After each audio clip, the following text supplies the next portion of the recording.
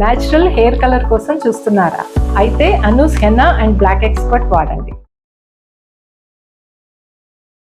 నమస్తే, welcome to Suman TV. Hare Krishna. ప్రస్తుతం మనతో పాటు ప్రణవానంద ప్రభుజీ ఉన్నారు. ముంబైలోని గోవర్ధన్ ఇకో విలేజ్ ఆశ్రమంలో వారు సేవ చేస్తూ ఉంటారు. వివిధ మాధ్యమాల్లో వారు శ్రీకృష్ణ భగవానుడి గురించి, అలాగే మనందరికీ ఇన్స్పైరింగ్గా ఎన్నో మాటలు చెప్తూ ఉంటారు. ఇందులో భాగంగా వారు సుమన్ టీవీ స్టూడియోకి విచ్చేశారు. ఎన్నో విషయాలు వారి మాటల్లో విని తెలుసుకుందాం. హరే కృష్ణ ప్రభుజీ. హరే కృష్ణ. శివరాత్రి పర్వదినం రాబోతోంది. అయితే ఈ సందర్భంగా చాలా మందికి ఎన్నో సందేహాలు. శివరాత్రి రోజు అసలు ఏం చేయాలి, ఏం చేయకూడదు, ఎటువంటి నియమాలు పాటించాలి, ఆ స్మరణ చేసేటప్పుడు కూడా ఎటువంటి స్మరణ చేయాలి, ఇలా రకరకాల ప్రశ్నలు అడుగుతూ ఉన్నారు. ఇందులో భాగంగా మీ సమాధానం అండి. శ్రీమద్ గోపీశ్వరం వందే శంకరం కరుణాలయం అశేష క్లేశహరం దేవం బృందారణ్యరతిప్రదం. మనకి బృందారణ్యంలో గోపేశ్వర్ మహాదేవ్ అనే ఒక ఆలయాన్ని మనం దర్శనం చేసుకుంటాం. బృందావనానికి క్షేత్రపాలకుడు అన్నమాట. బృందావన పరిక్రమ చేసేటప్పుడు ముందు గోపేశ్వర్ మహాదేవ్కే ప్రణామం చేసుకొని వెళ్తారన్నమాట. ఆయన రాసలీలలో పాల్గొనే ఇచ్ఛతో వచ్చారు. కృష్ణుడు ఆ సేవ ఇచ్చారు, బృందావనాన్ని సంరక్షించండి అని. ఆయన అనుమతి లేనిది ఎవ్వరూ కూడా ఆ రాసస్థలి లోపలికి వెళ్ళలేరు అనమాట. ఆయనకి విశేషం ఏంటో తెలుసా? బృందావనంలో ఆయనకి ప్రతిరోజు గోపికలాగా డ్రెస్సింగ్ చేస్తారు. శివుడికి గాగ్రా చోలి వేస్తారనమాట. పైనుంచి ఇలా కొంగు కప్పి కళ్ళకి కాటుక, ముక్కుకి ఆభరణాలు, చెవులకు ఆభరణాలు, గాజులు అన్ని వేస్తారు అక్కడ ఉండే శివుడికి. గోపికలాగా ఆయన తయారయ్యి వచ్చారు. ఎందుకంటే కృష్ణుడి యొక్క సాంగత్యం పొందడానికి కోసం అని, కృష్ణుడితో నృత్యం చేయాలి అని. కానీ ఆయన పరద ఒకసారి ఎగిరిపోతుంది, అప్పుడు అందరికి తెలిసిపోతుంది శివుడు వచ్చాడు. అప్పుడు కృష్ణుడు అంటాడు, నువ్వు ఎలౌడ్ కాదు, నువ్వు ఇంకో సేవ చేయాలి అని క్షేత్రపాలక సేవని ఆయనకి ఇస్తారనమాట. కాబట్టి ఇప్పుడు కూడా మీరు చూసారనుకోండి, ఎంత బ్యూటిఫుల్ గా తయారు చేస్తారు. కాబట్టి ఆయనని బృందారణ్య రతిప్రదం అంటారు. ఆ బృందారణ్యం పట్ల ప్రేమ కలిగేటట్టుగా ఆశీర్వదించగలిగిన శక్తి పరమశివుడికి ఉందట అని చెప్తారు. అయితే మీరు అన్నట్టు శివరాత్రి రోజు ఏం చేయాలి, ఏం చేయకూడదు? భగవంతుణ్ణి భౌతిక కోరికతో ఆశ్రయించకండి. పరమశివుడి దగ్గరికి వెళ్ళినప్పుడు నాకు ఇది కావాలి, నాకు అది కావాలి, ఇది కావాలి, ఈ కోరికలు అడగండి. వెళ్ళి, అయ్యా నీ పూర్తి కృప, పరిపూర్ణ కృప నా పైన ఉంచు అని ప్రార్థన చేయండి. మన శాస్త్రాలు చెప్తూ ఉంటాయి ఆయన యొక్క వైభవం గురించి. ఎంత గొప్ప తత్వము పరమశివుడి యొక్క తత్వం. కాబట్టి ఆశ్రయించేటప్పుడు మనస్ఫూర్తిగా ఎటువంటి కల్మసములు లేకుండా ఆశ్రయించండి.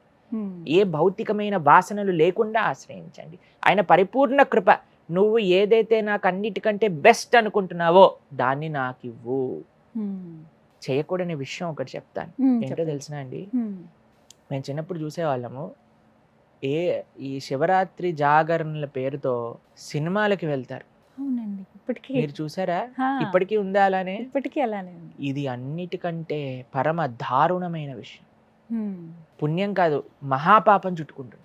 ఎందుకు అని అంటే చూడండి, అదొక ఆధ్యాత్మిక శక్తితో సర్చార్జ్ అయిన సమయం అనమాట. ఎందుకంటే లింగోద్భవ కాలము అని చెప్తారు రాత్రిపూట. ఎలా అయితే కృష్ణుడు 12 o'clock జన్మోత్సవాలు చేస్తారో, శివరాత్రి రోజు కూడా రాత్రికి అభిషేకం చేసే పరంపర ఉందండి. ఆ సమయంలో సినిమా థియేటర్లో కూర్చొని చూపించే చెత్త అంతా చూస్తున్నారంటే, ఎంత జాగరణ చేయమన్నది ఆ భగవన్నామ స్మరణ చేసుకోవాలి, ఏదో భజన చేసుకోవాలి, ఆలయంలో ఉండాలి, ఏదో ఒక ఆధ్యాత్మిక కార్యక్రమంలో ఉండాలి. సినిమా చూసి జాగరణ చేయమని చెప్పలేదు ఎవరు కూడా. కాబట్టి ఇలాంటి పనులు, తప్పుదాలు మనం చేయకూడదండి. చాలా తప్పిదాలు చేస్తూ ఉన్నారు. భగవంతుడి పేరుతో మనం స్టాంప్ వేసుకొని మనకు కావాల్సినవన్నీ చేస్తూ ఉన్నారనమాట. అయితే కొంతమంది శివుడికి సంబంధించిన చిత్రాలు ఇవి చూస్తూ ఉంటారు, అవి కూడా తప్పైనా అండి అని అడుగుతూ ఉంటారు. ప్రభుజీ, మీకు మంచి మార్గం, శివుడే ఉన్నప్పుడు శివుడికి సంబంధించిన చిత్రం ఎందుకు చూడాలి మీరు? సాక్షాత్తుగా వెళ్ళి ఆలయంలో కూర్చోవచ్చు కదా. ఏదో అభిషేకం చేసుకోవటమో, కృష్ణరామ అనుకోవటమో, భజన చేసుకోవటమో, ఏదో ఒకటి చేసుకోవచ్చు కదా. మరి మంచి ఆప్షన్ ఉన్నప్పుడు దాన్ని చెడు చేసేందుకు మనం చూడాలి? ఏ సినిమా అయినా సరే ప్యూర్ గా శివుడి కథ కానీ కృష్ణుడి కథ కానీ చూపిస్తుందా? దాంట్లో వాళ్ళ మసాలా కూడా కొద్దిగా యాడ్ చేసే ఉంటుంది కదా. కాబట్టి ఎందుకు అసలు సినిమా థియేటర్కి ఎందుకు వెళ్ళాలి? అలాంటి తమో గుణంతో నిండిపోయిన ప్రదేశానికి ఎందుకు వెళ్ళాలి? సత్వగుణంతో నిండి ఉన్న ప్రదేశానికి వెళ్ళొచ్చు కదా. మనము ఇళ్లలో చూసే వాళ్ళు కూడా ఉంటారండి. అదే చెప్తున్నా, ఎక్కడ చూసినా సినిమానే. కాబట్టి ఎక్కడైతే ఆధ్యాత్మికమైన కార్యక్రమాలు జరుగుతున్నాయో అక్కడికి వెళ్ళాలి. ఎవరైతే జాగరణ ఉండాలి అని అనుకుంటున్నవారు. కాబట్టి భౌతికమైన కోరికలతో ఆశ్రయించకండి. ఆయన యొక్క పూర్తి కృప కావాలి అని మాత్రమే, పరిపూర్ణ కృప కావాలి అని ఆర్జించండి. అలానే సినిమాలకు వెళ్ళటము ఇలాంటి పిచ్చి పనులన్నీ చేయకూడదు. జాగ్రత్తగా మంచిగా ఉండడానికి ప్రయత్నం చేయాలి.